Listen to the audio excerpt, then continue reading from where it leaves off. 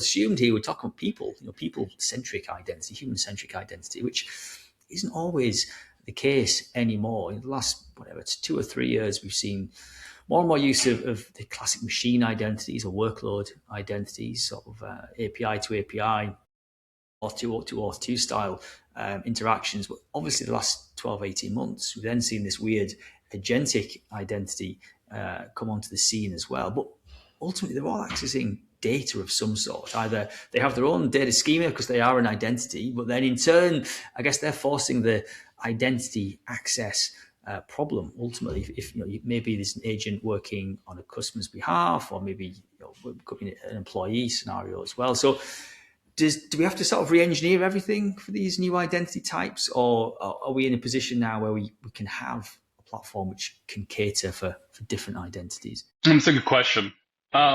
I think you can. I think part of me, the large part of me, the majority of me here, wants to say that use the tools that we have now. They can work for this. We've seen this. A lot of the, we're just specifically talking about agentic workloads from an identity perspective. A lot of that's based on OAuth still right now. And it's a good tool to solve that. Is it perfect? Does it handle every edge case and use case? No.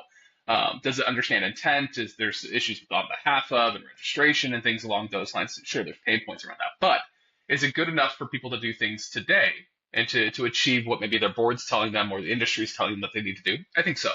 And I think identity platforms that can support multiple different types of identities are going to be necessary to have the observability and the control that you want around that. At the same time, is there going to be other specifications, other standards, other frameworks that are going to come out in the next 6 months, 2 years, whatever it is? Sure, absolutely.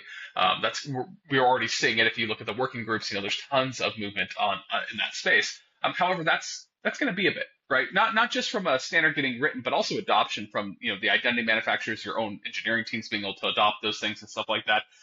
So a lot of times when we're thinking about this, it's not letting perfect be the enemy of good, right? And not trying to boil everything away and say, hey, it has to be this way in order to do it. It's being able to take the steps and use identity systems or use tools today that kind of get you there, right?